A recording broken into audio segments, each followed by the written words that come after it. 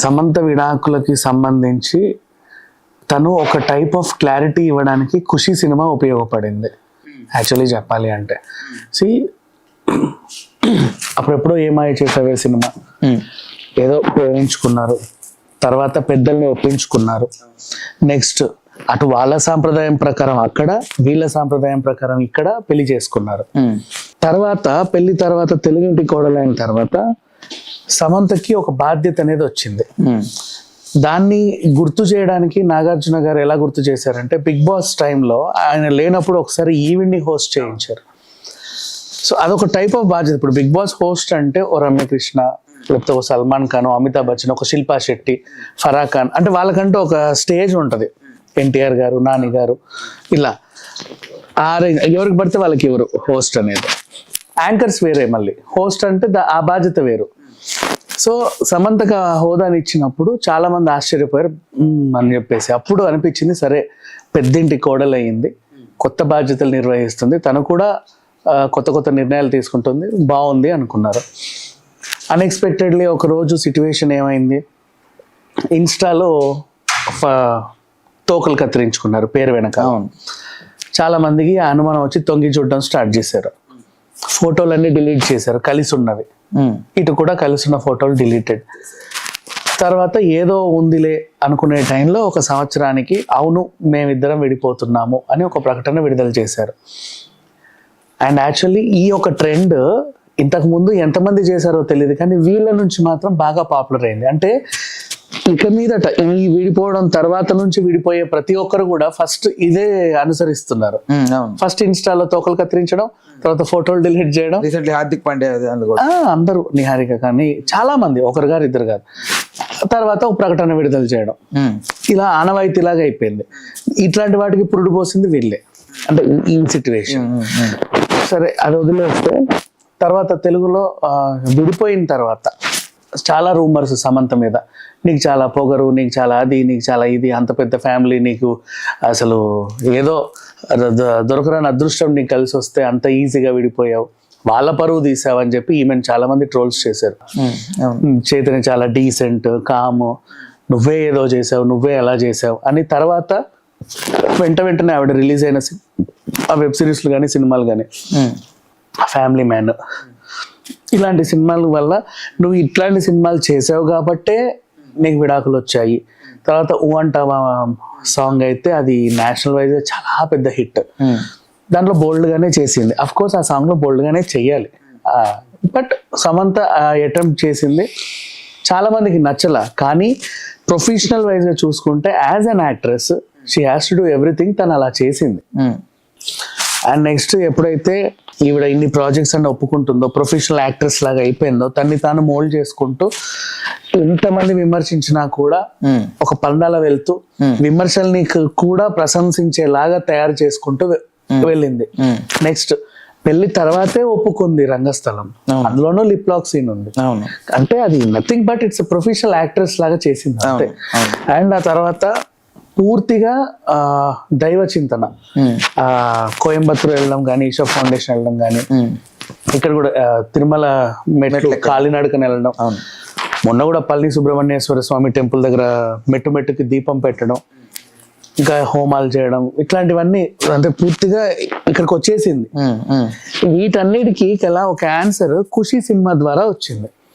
ఖుషి సినిమాలో కూడా పెళ్ళైన తర్వాత వాళ్ళిద్దరి మధ్యలో గొడవలు రావడం స్టార్ట్ అయిందప్పుడు ఆమె ఒక మెసేజ్ ఇచ్చింది లాస్ట్లో, ఏదైనా బాధ ఉంటే ఎప్పుడైనా ఎవరికైనా ఏదన్నా ఉంటే దేవుడికి చెప్పుకుంటాం, నేను ఆ దేవుడిని కూడా వదిలేసి నీ దగ్గరకు వచ్చాను, ఇప్పుడు నువ్వు కాదంటే నేను ఎక్కడికి వెళ్ళాలి చెప్పు అని ఒక క్వశ్చన్ వేసింది. దాన్ని ఇప్పుడు ఇక్కడ సింక్ చేసుకో, సీరియస్లీ నీకు అర్థమవుతుంది. ఆ దేవుడిని కూడా కాదనుకొని, అంటే సమంత రూత్ ప్రభు కూడా క్రిస్టియానిటీని కాదనుకొని మరి నీ దగ్గరికి వచ్చిన తర్వాత ప్రాబ్లమ్స్ వస్తాయి, వచ్చిన కొద్దీ ఇంకా స్ట్రాంగ్ అవ్వాలి. కానీ చీపో చీపో చీపో అనుకుంటే పో అంటే ఎక్కడికి వెళ్తాం అనే ఒక క్వశ్చన్ సమంత రేస్ చేసింది. సో అనే ఒక క్వశ్చన్ ని సమంత రేస్ చేసింది. ఆ సినిమా చూసిన తర్వాత నిజంగా చాలా మందికి ఆ పెయిన్ అనేది అర్థమవుతుంది. Number 1. Next number 2, Shaakuntalam pre release event లో చాలా మంది శాకుంతలం గురించి పక్కన పెట్టి ఆవిడ రిలేషన్ గురించి ఎక్కువ అటాక్ చేశారు. ఎలా, ఇది భర్తను వదిలేసి విరహ వేదన చెందే ఒక అమ్మాయి కదా, రీసెంట్లీ మీ లైఫ్ లో కూడా ఇలా జరిగింది కదా, మీరు ఎలా చేశారు ఏంటి అని అడుగుతుంటే ఒక దిల్ రాజు ఒక గుణశేఖర్ మైకులు తీసుకొని కంట్రోల్ చేసే పరిస్థితి చేసినా నో, ఐ విల్ ఆన్సర్ అని చెప్పి ముందుకు వచ్చి వాళ్ళకి సమాధానం ఇచ్చింది గట్టిగా. అది సమంత. నెక్స్ట్ అలాగే అంతే మైండ్తో చాలా హ్యాపీగా సింపుల్గా తన లైఫ్ లీడ్ చేసే క్రమంలో అన్ఎక్స్పెక్టెడ్గా తనకి మైసైటిస్ వచ్చింది. అంటే ఇంకా ఇమ్యూనిటీని ఎంత తినేస్తుంది అది, మనకి ఎంత ఎనర్జీ బూస్టర్స్ ఇచ్చుకున్నా, ఎంత ఇమ్యూనిటీ బూస్టర్స్ ఇచ్చుకున్నా సరే నీ ఎనర్జీ లెవెల్స్ తినేస్తానే ఉంటుంది మైసైటిస్. అలా అరుదైన వ్యాధి. ఆవిడ కూడా దాన్ని కూడా ఏం చేసింది, దాన్ని ఒక బాధ్యతగా తీసుకొని, చాలా మందికి కూడా మైసైటిస్ వస్తుంది కదా, అది ఏదో పెద్ద రోగం ఏమో అనుకుంటారు, ఎంత ఖర్చు వద్దో అనుకుంటారు. అలా ఏం లేదు, ఇలా ఉంటే కంట్రోల్ అవుతుంది అని డైలీ హెల్త్ పోడ్కాస్ట్లు కూడా పెట్టేది. అంటే సామాజికంగా కూడా చాలా సేవ చేసింది సమంత, అండ్ ఆధ్యాత్మికంగా కూడా తను చాలా డెప్త్ గా వెళ్ళింది. అండ్ నెక్స్ట్ జీవితంలో చాలా నేర్చుకుంది, తక్కువ ఏజ్ లో బోల్డ్ అని నేర్చుకుంది. ఈ క్రమంలో సరే ఇప్పుడు నాగ చైతన్య వర్సెస్ అటువైపు వెళ్తే ఆ అబ్బాయి కూడా కొద్దో గొప్ప మర్చిపోతా కొన్ని సినిమాలు చేస్తా వస్తున్నాడు. కానీ ప్రాబ్లం ఏంటంటే తను చేసే అన్ని సినిమాల్లోనూ హీరోయిన్ హైలైట్ అవుతుంది కానీ తను నెక్స్ట్ అయిపోతున్నాడు. ఏమై చేసేతోనే చూసుకున్నా కూడా అక్కడ ఎక్కువ మందికి సమంతే గుర్తొస్తుంది, తర్వాత నాగ చైతన్య. మొన్న లవ్ స్టోరీ తీసుకునే సాయి పల్లవి ఉంటే ఏ హీరోనైనా డామినేట్ అవ్వాల్సిందే, అది డౌట్ లేదు. సో అట్లా అయిపోతుంది తనకు అది. ఇప్పుడు మళ్ళీ తండేల్ సాయి పల్లవితోనే, సరే వాట్ ఎవర్. అతను చేసే సినిమాల్లో హీరోయిన్స్ హైలైట్ అవుతున్నారు, తనేదో అవుతున్నారు. పోనీ తన సెంట్రిక్ ఈవెన్ 100% లవ్ లో కూడా మహాలక్ష్మి బాగా హైలైట్ అయ్యాడు, ఎక్కువ అట్లా అవుతున్నాయి. మరి తను ఎంచుకునే కథలు అలా ఉన్నాయి. మిగతా హీరోలు ఏంటంటే ఎక్కడో ముంబై నుంచి హీరోయిన్ తీసుకొచ్చి అలా వాళ్ళ చుట్టూ తిప్పుకొని వదిలేస్తారు ఒక 2 పాటలకి, మొత్తం హీరో ఎలివేషన్. కానీ ఇతను స్టోరీ వైజ్గా వెళ్ళేసరికి అనుకోకుండా అలా అయ్యింది. సో తన కెరీర్ అంటే లవర్ బాయ్గా స్థిరపడాలా, యాక్షన్ స్థిరపడాలా, ఇంకేం చేయాలనే ఒక డైలమాలో ఉంటూ, పైగా పర్సనల్గా కూడా కొంచెం స్ట్రెస్కి లోన్ అయ్యి ఒక వేలో వెళ్తున్న టైంలో ఈయనకి శోభిత దులిపాలతో ఎఫ్ఐఆర్ ఉందని ఎప్పుడో మనకు తెలిసింది. విడిపోక ముందు నుంచే ఫారిన్ లో వీళ్ళ ఫోటోలు బయటపడ్డాం. అంటే రీజన్ అదే అనుకోవచ్చా, చెప్పలేము. బట్ ఒక సీక్వెల్ లో చూస్తే మనకి ఏం అర్థమైందో చూద్దాం. నెక్స్ట్ ఎక్కడో హోటల్లో షెఫ్ తో నాగ చైతన్య ఫోటో దిగాలి. నువ్వు అక్కడ కూర్చున్నావు టేబుల్ పైన, ఇట్లా పెట్టుకుంటే దాని అర్థం ఏంటి, నీ మొహం కనబడద్దు అనుకుంటే యూ కెన్ ఎస్కేప్. నిన్ను హైడ్ చేయొచ్చు అక్కడ నుంచి, ఆ సిచ్యువేషన్, ఆ ఫ్రేమ్ నుంచి నువ్వు ఎస్కేప్ అవ్వచ్చు. కానీ ఎస్కేప్ అవ్వకుండా నేను ఉన్నానని చెబుతా మొహంకి అడ్డు పెట్టుకున్నావు. ఆ అమ్మాయి ఫస్ట్ నుంచి కూడా నేను నాగ చైతన్యతోనే ఉన్నాను అని అందరికి ఇండైరెక్ట్ గా పోర్ట్రే చేయడానికి బాగా ట్రై చేసింది. అండ్ తను ఇల్లు తీసుకున్నప్పుడు కూడా తను రావడం వెళ్ళడం ఇవన్నీ వదిలేద్దాం, ఆమె గురించి ఎంత తక్కువ మాట్లాడుతుంటే అంత మంచిది. అంటే బయట అలా పోర్ట్రే చేసింది.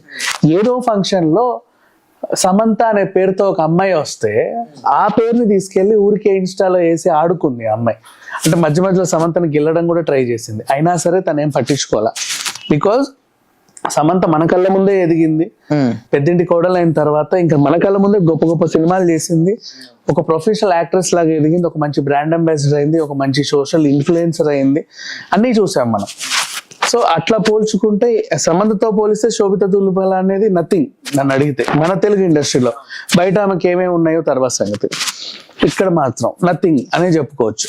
సో అట్లా అంటే జనాలకి ఎలా ఉందంటే ఇప్పుడు అక్కినేని ఫ్యాన్స్ కి ఒక సమంత లాంటి అమ్మాయిని నువ్వు ఏదో మీకు మైండ్ పడకో, విడిపోయారు కరెక్టే. నెక్స్ట్ నువ్వు ఇంకొక అమ్మాయిని చేసుకుంటున్నావు అంటే మేము ఇంకా అంతకు మించి స్థాయి లేదా అదే స్థాయి వాళ్ళ మనిషితో మేము అనుకుంటాం. కానీ అంటే ఎలా ఉందంటే మహారాణిని వదిలేసి ఒక చెలికత్తని పెళ్లి చేసుకున్నట్టు, స్టార్ హీరోయిన్ వదిలేసి ఒక జూనియర్ ఆర్టిస్ట్ ని పెళ్లి చేసుకున్నట్టుగా మాకు అనిపిస్తుంది. నువ్వు ఎందుకు ఇలా చేసావు ఫ్యాన్స్ అడుగుతున్నారు. సరే ఇక ఫ్యాన్స్ అనే వాళ్ళు వీళ్ళ సంసారాన్ని చక్కబెట్టే వాళ్ళు కాదు, దిద్దే వాళ్ళు కాదు, ఏమి చేసేవాళ్ళు కాదు. కాబట్టి వాళ్ళ అభిప్రాయాన్ని వాళ్ళు చెబుతారు. వీళ్ళకి ఎందుకో మనుషులు కలిస్తే నిశ్చితార్థం చేసుకోవచ్చు, లేకపోతే చేసుకోలేకపోవచ్చు, అది వాళ్ళ ఇష్టం. సోషల్ మీడియాలో రన్ అయ్యే వార్త ఏంటంటే ఈరోజు 8 డేట్ కి గురువారం ఇద్దరికి అక్కినేని వాళ్ళ ఇంట్లోనే నిశ్చితార్థం జరగబోతుంది అదే ఒక రూమర్. ఫ్యామిలీ అని ప్రెసెంట్ అయితే ఇప్పుడు మనం మాట్లాడుకునేంత వరకు అయితే ఈ వచ్చినటువంటి న్యూస్ లో ఇది ఒక రూమర్. మరి మన ఎపిసోడ్ ఎప్పుడు టెలికాస్ట్ అవుద్దో ఈలోపు అది నిజంగా రూమర్ నిజమవుద్దో మనకు కూడా తెలియదు. అంటే మెయిన్ గా ఇప్పుడు పెళ్లికి ముందే వాళ్ళు ఒక రిలేషన్షిప్ లో ఉన్నారు. ఈఎంఐ చేసే ఎప్పుడో వచ్చింది. అప్పటి నుంచి ఇప్పటి వరకు రిలేషన్షిప్ లో ఉన్నారు. ఒకరి గురించి ఒకరికి మోస్ట్లీ అర్థం అవుతుంది. పెళ్లి తర్వాత ఎందుకు చేంజెస్ వస్తాయి? బికాస్ అంటే వేరే అదర్ రిలేషన్షిప్స్ అంటే ఇప్పుడు బాగా కామన్ అయిపోయింది, బాగా ట్రెండ్ గా కూడా నడుస్తుంది. అది అదర్ రిలేషన్షిప్స్ పెట్టుకోవడం అనేది గొప్పగా ఫీల్ అయ్యి రిలేషన్షిప్స్ పెట్టుకున్న పరిస్థితి. అంటే ఈ అమ్మాయి వల్లే గొడవ వచ్చిందా? అంటే నాగ చైతన్య పర్స్పెక్టివ్ నుంచి గొడవ స్టార్ట్ అయ్యి ఉంటుందా విడిపోవడానికి? లేదంటే సమంత నుంచి కూడా? అంటే ఈ మధ్య కాలంలో ఒక న్యూస్ బాగా వైరల్ అయింది. ఒక వ్యక్తి ఏదో కాల్ రికార్డ్ వాటి గురించి బయటకు వచ్చింది. So call typing. సో దాని ద్వారా సమంత లైఫ్లో కూడా చాలా గొడవలు స్టార్ట్ అయ్యాయి. వాళ్ళిద్దరి మధ్యన గ్యాప్ రావడానికి కారణం అక్కడ నుంచి ఇంకా ఆకుండా అది గొడవలు పెద్దవయ్యి వాళ్ళు విడిపోయారని కూడా ఒకటి విన్నాము సోషల్ మీడియాలో. వీళ్ళ గురించి వదిలేసి ఇందాక నువ్వు అడిగినట్టుగా కలిసి ఉన్నప్పుడు బాగానే ఉంటున్నారు, పెళ్లి తర్వాత ఎందుకు విడిపోతున్నారు అనేది అర్థం చేసుకుంటే దీనికి కూడా ఒక ఆన్సర్ ఉంది. లివింగ్ రిలేషన్ లో ఉన్నప్పుడు బాగానే ఉంటారు ఇద్దరు. పెళ్లి చేసుకున్న తర్వాత ఇప్పుడు వీళ్ళు లివింగ్ లో ఉన్నా కూడా భార్య భర్తల్లానే ఉంటారు. ఓకేనా? తర్వాత అప్పుడు కూడా వీళ్ళ మధ్యలో శారీరక సంబంధాలు అన్నీ ఉంటాయి. పెళ్లి చేసుకున్న తర్వాత వీళ్ళు ఏంటో తెలియదు, వీళ్ళ మైండ్స్ ఇలా మారుతాయంటే ఇంతకు ముందు ఉన్నట్టు కాదు, ఇప్పుడు మనకు పెళ్ళయింది. అయితే ఏమైంది? దానికి ఆన్సర్ లేదు, ఇద్దరి దగ్గర లేదు. వీళ్ళు అనుకుంటారు అంతే, ప్రతిదీ ఇంతకు ముందు నడిచినట్టు కాదు, ఇప్పుడు మనకు పెళ్ళయింది. ఇంతకు ముందు నువ్వు తినేది అదే ఐస్ క్రీమ్, ఇప్పుడు తినేది అదే ఐస్ క్రీమ్. దాని ఫ్లేవర్లో నీకేం తేడా రాలా, నీ ఆలోచన విధానంలో ఎందుకు తేడా వచ్చింది అనేది వీళ్ళు క్వశ్చన్ చేసుకోవాలి. ప్రతి ఒక్కరు అంతే, నాట్ ఓన్లీ సెలబ్రిటీస్, ఈవెన్ చాలా మంది కూడా ఏంటి అక్కడ కూర్చున్నావు, ఇంత ముందుగా లేదు, ఇప్పుడు మనకు పెళ్ళయింది అంటాడు.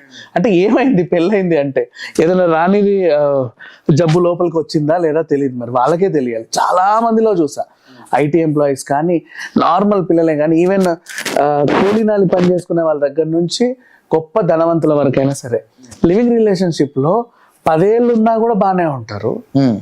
పెళ్ళయి 1 సంవత్సరం తర్వాత విడిపోతా ఉంటారు. ఎందుకు అంటే అప్పటి నుంచి వీళ్ళిద్దరి మధ్యలో ఇదే రన్ అవుతా ఉంటది. ఇంత ముందు ఉన్నట్టు కాదు, ఇప్పుడు మనకు పెళ్ళయింది. అయితే ఏమైంది అనేది వాళ్ళిద్దరికి ఒక్కొక్కసారి క్వశ్చన్ చేసుకుంటే ఎవరు విడిపోరు. ఆఫ్టర్ వాళ్ళు విడిపోయిన తర్వాత సమంత గారికి ఓకే ఆ హెల్త్ ఇష్యూస్ వచ్చే వాట్ ఎవర్, అమ్మాయి కొన్ని షోస్లో కూడా మాట్లాడేటప్పుడు ఆవిడ హస్బెండ్ అని ప్రొనౌన్స్ చేసిన ఆపోనెంట్ ఏవిడేంటంటే ఎక్స్ హస్బెండ్ అని మాట్లాడడం కొంతమందికి ఎందుకు ఇబ్బందికరంగా అయింది. తర్వాత చాలా వరకు వీళ్ళు నార్మలైజ్డ్గా, చాలా జనరలైజ్డ్, అసలు ఏం తెలియనట్టు నాగార్జున గారు అయితే ఒక షోలో శామ్ ఏది అని అడిగారు దాంట్లో బిగ్ బాస్లో. అంటే అంత జనరలైజ్ చేసేసారు అనమాట.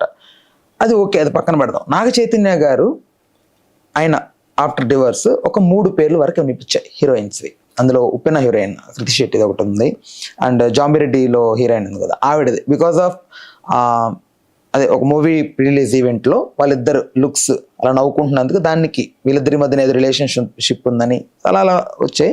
తర్వాత శోభిత, సో ఈవిడ గురించి తక్కువ వినపడిందని ఫస్ట్లో వినపడింది బాగా, తర్వాత అంతగా వినపడలేదు ఈ మధ్యకాలంలో అనిపించింది. బట్ ఇప్పుడు సడన్గా వచ్చేసింది ఆ అమ్మాయి ఫ్రేమ్లోకి. అయితే ఇప్పుడు ఆ అమ్మాయి పెళ్లి చేసుకుంటే ఖచ్చితంగా కలిసి ఉండే అవకాశం ఉంది. ఎందుకంటే ఈ అమ్మాయి కూడా హీరోయిన్, యాక్ట్రెస్, మోడల్ యాక్ట్రెస్ ఆ అమ్మాయి కూడా. సో యాక్ట్రెస్ని పెళ్లి చేసుకుంటే చాలా వరకు ఏదో వస్తుంటాయి, ఇప్పటి నుంచి కాదు, అది ఇప్పటి నుంచో జరుగుతున్నాయి అవి. సో అలాగే ఇప్పుడు స్టేబుల్గా వీళ్ళు ఉండగలుగుతారా? సో విషయంలోకి వెళ్తే యాక్చువల్లీ ఫస్ట్ చాలా పేర్లు వినపడ్డాయి అన్నారు. పేర్లు ఎప్పుడు వినపడతానే ఉంటాయి. మామూలుగా పెళ్ళైనా పెళ్లి కాకపోయినా హీరోతో ఎవరైనా కొంచెం క్లోజ్గా ఉన్నారు, వరుస పెట్టి 2-3 సినిమాలు తీశారు అంటే వీళ్ళకి ఏదో ఉంది అని అనిపిస్తుంది. వాళ్ళు ఏదైనా క్లోజ్గా మాట్లాడుంటే ఇద్దరు కన్ఫర్మ్ చేసి స్టాంప్ వేసేస్తారు. ఇది కామన్ ఎక్కడైనా సరే. నెక్స్ట్ శోభిత ధూళిపాల వర్సెస్ సమంత. ఈవిడ హీరోయిన్ వీళ్ళ మధ్యలో పొరపొచ్చాలు వచ్చాయి. ఈవిడతో ఈమిడలేకపోయినాడు, ఈవిడతో ఎలా ఇమడగలుగుతాడు అనే క్వశ్చన్కి వస్తే, సమంత ఇప్పుడు బోల్డ్ క్యారెక్టర్స్ చేసింది కానీ ఈమె బోల్డ్ హీరోయిన్ గానే వచ్చింది. బోల్డ్ అని సమంతను మించి బోల్డ్ క్యారెక్టర్స్ చేసింది. హాలీవుడ్లోనూ కూడా పనిచేసింది అమ్మాయి, చాలా చేసింది. మోడల్గా కూడా చేసినప్పుడు కూడా చాలా బోల్డ్గానే నటించింది. అండ్ మరి ఇక్కడ ఒక ప్రొఫెషనల్ యాక్ట్రెస్ తోనే ఇవ్వడలేకపోయిన వాడు ఈమెతో ఎలా ఉంటాడు అనేది నిజంగానే మంచి క్వశ్చన్. అది మనకి తెలియదు, వాళ్ళు ఉండి చూపిస్తే తప్ప తర్వాత మనం చూడాలి. అమ్మాయి బ్రాహ్మణ్ రీజన్ మళ్ళీ ఇక్కడ వీళ్ళ మధ్యలో జరిగిన సిచ్యువేషన్ పక్కన పెట్టేసి రెగ్యులర్గా ఇప్పుడు సినిమా వాళ్ళకి రిలేషన్షిప్ పెడితే జనరల్ వీళ్ళ ఫ్యామిలీ జరిగిందని కాదు. ఇక్కడ ఏంటంటే ఇప్పుడు అమ్మాయి ఒక హీరోయిన్, రన్నింగ్ లో ఉన్న హీరోయిన్, ఇతను కూడా రన్నింగ్ లో ఉన్న హీరో, పెద్దింటి ఫ్యామిలీ. కొన్నింటికి వీళ్ళు వెళ్ళాల్సి ఉంటది, ఖచ్చితంగా సతీ సమేతంగా రావాలి. ఆ టైంలో వీళ్ళకి షూటింగ్స్ ఉంటే ఇబ్బంది, రాలేను కొంచెం మేనేజ్ చేయి, రాలేను కొంచెం మేనేజ్ చేయి, ఎన్నిసార్లు అక్కడ గొడవలు వస్తాయి. నెక్స్ట్ మనకు షూటింగ్లు ఎప్పుడు ఉంటాయి, పొద్దున్న 5 గంటలకు వెళ్ళిపోవాలి, రాత్రి 10-12 ఇంటికి రావాలి ఖచ్చితంగా. పొద్దున్న తెల్లారులేసరికి పక్కన ఉండవు, రాత్రి పడుకున్నాక ఎప్పుడు వస్తావో తెలియదు, మాట్లాడుకునే టైం ఉండదు, కలుసుకునే టైం ఉండదు, ఎప్పుడు ప్రొఫెషనల్ బిజీ. పోనీ ఒకరోజు సెలవు తీసుకుందాం అనుకున్నాం అనుకో, ఇంట్లో కూర్చుంటాం, ఫోన్లు మోగుతూ ఉంటాయి. మేడం యాక్చువల్గా ఈ సీన్ మేము ఇలా అనుకున్నాం, మీరు ఎప్పుడు వస్తారు, అదేంటారు, 24 గంటలు ఫోన్లు ఉంటాయి.